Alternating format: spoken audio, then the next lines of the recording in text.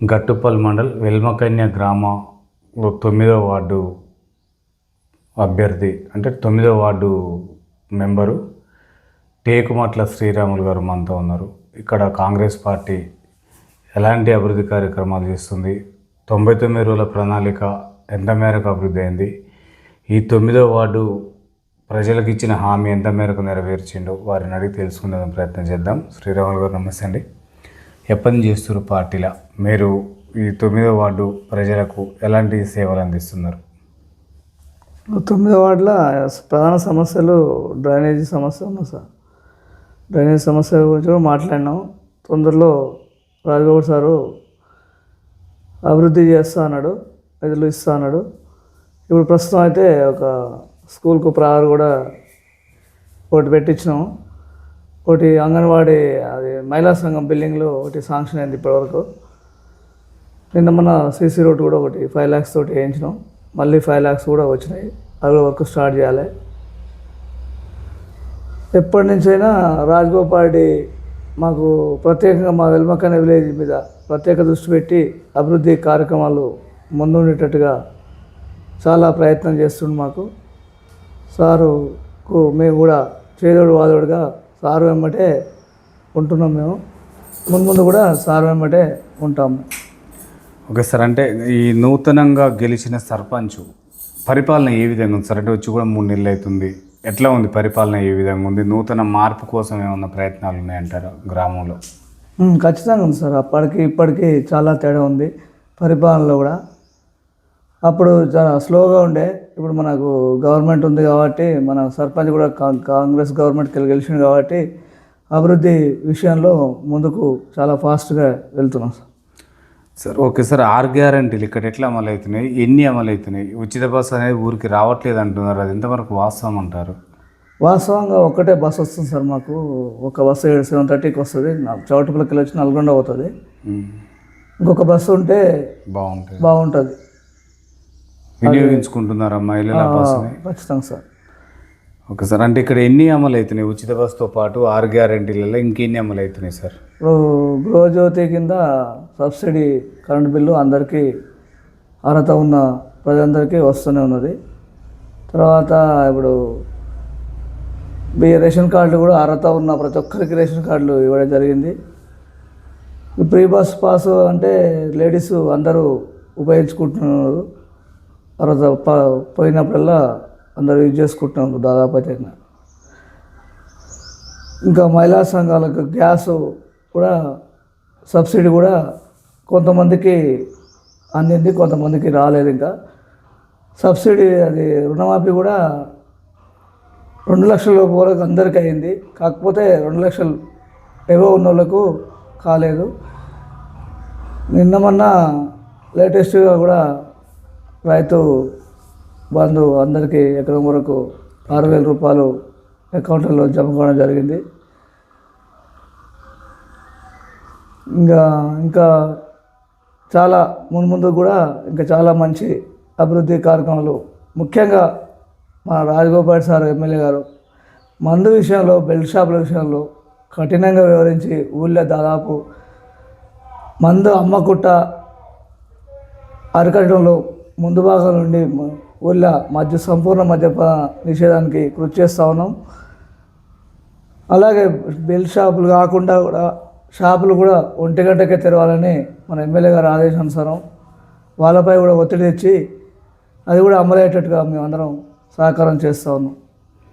Okay sir, ఇక్కడ గ్రామంలో ముఖ్యంగా ప్రజలు ఇబ్బంది పడుతున్నారు సార్. ఈ వీధి కుక్కలు కానీ కోతుల పెడతా గుంపులే వస్తున్నాయి, ఒంటరిగా ఉండాలంటే మహిళలు భయపడుతున్నారు అని చెప్పేసి అంటున్నారు సార్.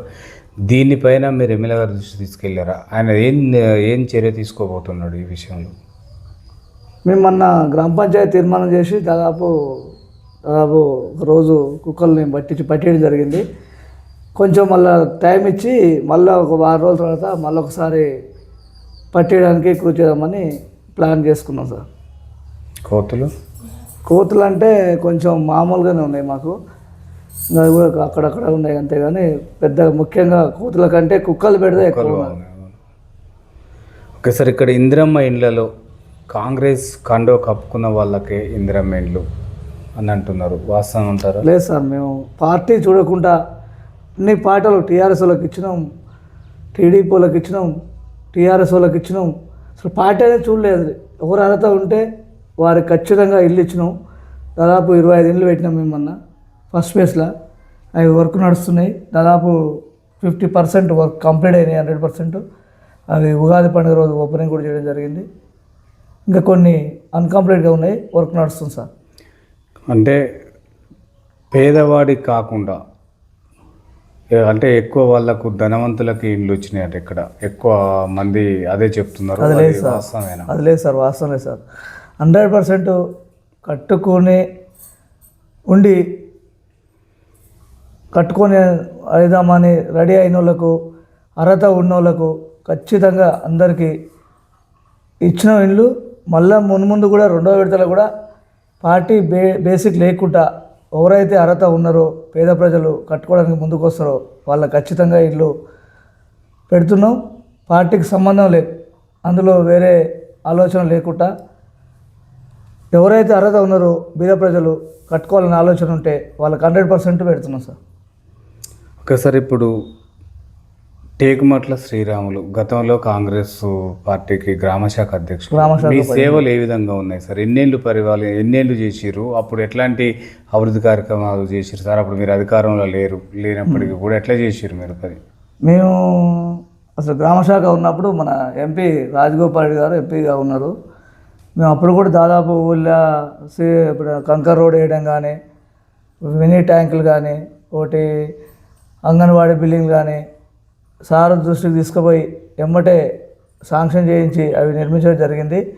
అప్పటి నుంచి అయినా మా రాజగోపాల్ సారే మాకు ఎల్మకాయన గేజ్ పెట్టిన ఒక వాటర్ ఫిల్టర్ కూడా పెట్టించడం జరిగింది ఎమ్మెల్సీ ఉన్నప్పుడు. ఆ సార్ వల్లనే అభివృద్ధి అనేది మాకు ముందుకు వెళ్తున్నది.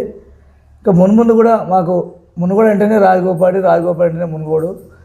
అసలు దాదాపు మాకు వెల్మకాయనకైతే దాదాపు చల్మడ కాడ మీటింగ్ పెట్టినప్పటి నుంచి అయినా అసలు రాజకీయంగా ఫస్ట్ ప్రవేశించింది చల్మడకి వెళ్ళి ఆయన పక్క విలేజే మాది వెల్మకాయన.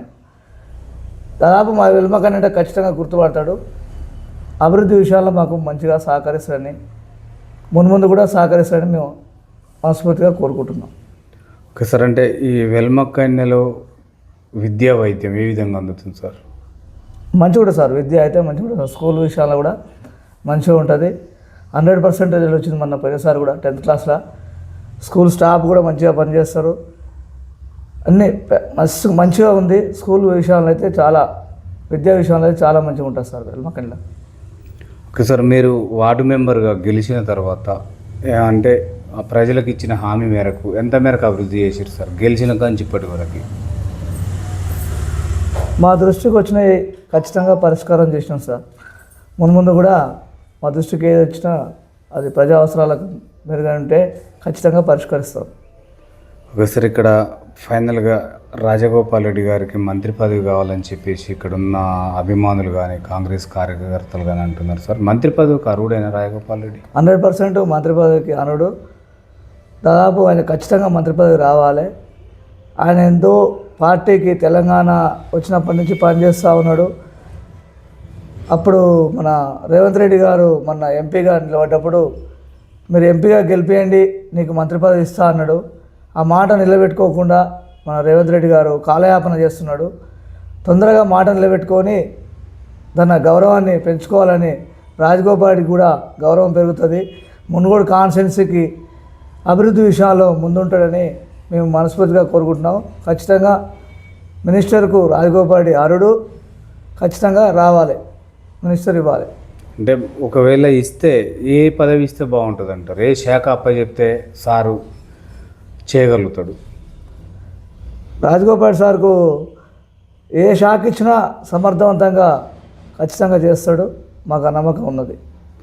సరే, ఈ వెల్మకన్నే మొత్తం కూడా మునుగోడు ఉప ఎన్నికలప్పుడు మాత్రమే డెవలప్ అయింది. అంత ముందు కాలే, ఇప్పుడు ఈ గెలిచిన తర్వాత కూడా కాలేదంటున్నారు. ఆ నెల రోజులలోనే ఇచ్చిన హామీ మేర ప్రకారం చేసిరని చెప్పేసి అంటున్నారు. వాస్తవమైనది? వాస్తవమే సార్. అప్పుడు సారు ఉప ఎన్నికలప్పుడే రోడ్లు అయినాయి, పెన్షన్లు వచ్చినాయి, బియ్యం కార్డులు వచ్చినాయి. దాదాపు అభివృద్ధి అనేది అప్పుడు చక ఒక నెల రోజులనే 10 సంవత్సరాల నుంచి కానీ అభివృద్ధి కూడా ఆ నెల రోజులనే ఎన్నికల గురించి అభివృద్ధి చేసినారు. ఆ రేషన్ కార్డు ఇవ్వడం కానీ, పెన్షన్లు ఇవ్వడం కానీ, రోడ్స్ కానీ డెవలప్మెంట్ బాగా అయినది. ఇంకా అప్పటి నుంచి ఇప్పటి వరకు కొంచెం మన గవర్నమెంట్ వచ్చినాక మళ్ళా కాంగ్రెస్ గవర్నమెంట్ వచ్చినాక అభివృద్ధి నడుస్తున్నది. ఓకే సార్, అంటే కాంగ్రెస్ పార్టీలో కానీ తర్వాత ప్రతిపక్షంలో ఉన్న వాళ్ళు కానీ రాజగోపాల్ రెడ్డికి ఎందుకు మంత్రి పదవి ఇవ్వాలని అంటున్నారు, వాళ్ళకేం చెప్తారు మీరు? ఖచ్చితంగా ఇస్తారు సార్ రాజగోపాల్ సార్ మంత్రి పదవి. కాకపోతే ఏంటంటే దాన్ని కాలయాపన చేస్తున్నారు. అసలు ఎందుకో ఏందనేది అర్థమవుతలేదు. మరి అసలు ఫస్ట్ ఆయనకే ఇవ్వాలి మంత్రి పదవి అసలు వాస్తవంగా. ఎందుకంటే దాదాపు నల్గొండ జిల్లాలో ఆయన ప్రాబల్యం భువనగిరి కాన్స్టిట్యున్సీ మీద ఉంటుంది. ఆ ఎమ్మెల్యేలు గెలవడానికి కూడా సారు చాలా ప్రయత్నం చేసి పోయి కూడా ప్రచారం చేసి గెలిపించినాడు. కాబట్టి ఆయన ఖచ్చితంగా మినిస్టర్కు అర్హత ఉన్నది. కాబట్టి ఆయనకు మినిస్టర్ ఇవ్వాలి. కాకపోతే మధ్యలో వీళ్ళు ఏంటంటే కొంచెం కాలయాపన చేస్తున్నారు. ఒకసారి ఒకవేళ మంత్రి పదవి ఇవ్వకపోతే సార్ పార్టీ మారితే మీ దారి ఎటు ఉంటుంది? నేను సార్ ఏమంటుంటా సార్, ఎటు పోతాటే పక్క. ఓకే, మరి మీ వార్డు ప్రజలకి, నిన్ను గెలిపించిన వార్డు ప్రజలకి ఏం చెప్పదలుచుకున్నావు? 5 ఏళ్ళు నీకు ఒక బాధ్యతను అప్పచెప్పారు. ఆ బాధ్యత ప్రకారం ఎన్నికలకు ముందు నువ్వు ఇచ్చిన హామీలు కానీ 6 గ్యారెంటీల విషయంలో కానీ ఏం చెప్పదలుచుకున్నావు? ఖచ్చితంగా వాళ్ళకు ఇచ్చిన మాట ప్రకారం వాళ్ళకు ఖచ్చితంగా అభివృద్ధి చేసి చూపిస్తాను. ఖచ్చితంగా శ్రీరాములు ప్రజలకు అందుబాటులో ఉంటాడా? నేను ఖచ్చితంగా అందుబాటులోనే ఉంటా. రోజు ఎక్కడ పో, నేను ఊళ్ళోనే ఉంటా. 24/7 డేస్ నేను ఊళ్ళోనే ఉంటా. ఎక్కడ పోను. నాకు కేబుల్ టీవీ ఉన్నది మాకు ఊళ్ళో. అది చూసుకుంటూ వ్యవసాయం చేసుకుంటూ మేము ప్రజలకు అందుబాటులో ఉంటాం. ప్రజలకు ఏ పని వచ్చినా, పోలీస్ స్టేషన్ కానీ, ఎంఆర్ఓ ఆఫీస్ కానీ, ఏదైనా గ్రామ పంచాయతీలో కానీ ఏ పని వచ్చినా కానీ 24/7 డేస్ ప్రజలకు అందుబాటులో ఉంటాను ఖచ్చితంగా. ఓకే సార్, అంటే ఇక్కడ ఉన్న ఉప సర్పంచ్ కానీ సర్పంచులు కానీ మీ పాలక మండలంలో ఉన్న అంటే సభ్యులందరి నిర్ణయం ఏ విధంగా ఉండబోతుంది? గ్రామాభివృద్ధి కోసం వారి అందరి కృషి ఎట్లా ఉంటుంది సార్? అందరూ కూడా అసలు పార్టీలు పక్క పెట్టైనా గ్రామాభివృద్ధికి అందరూ సహకరిస్తారు. పాలకవర్గం ఖచ్చితంగా 100%. గ్రామ సభలో ప్రజల సమస్యలపైన ఎలాంటి నిర్ణయాలు తీసుకుంటున్నారు? ప్రజలకు ఏది అవసరమో అది మెజార్టీ ప్రజలు తీర్మానం ప్రకారమే నిర్ణయం తీసుకుంటాం సార్. సార్, ఇక్కడ అంటే మిషన్ భగీరథ వాటర్ కొన్ని చోట్ల రావట్లేదు అంటున్నారు, వాస్తవేనా? ఏం లేదు సార్, ఖచ్చితంగా అందరికి వస్తుంది సార్. మిషన్ వాటర్ అనేది మంచిగానే వస్తుంది.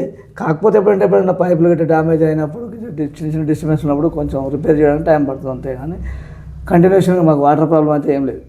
అసలు వేరే వాటర్ అయినా కాలేదు, డ్రింకింగ్ వాటర్ అయినా ప్రాబ్లం లేదు మా విలేజ్లో. ఓకే సార్, మరి ఏం చెప్తావు మీ అంటే విలేజ్లో ఉన్న ఓటర్లందరికీ ఏం చెప్తావు?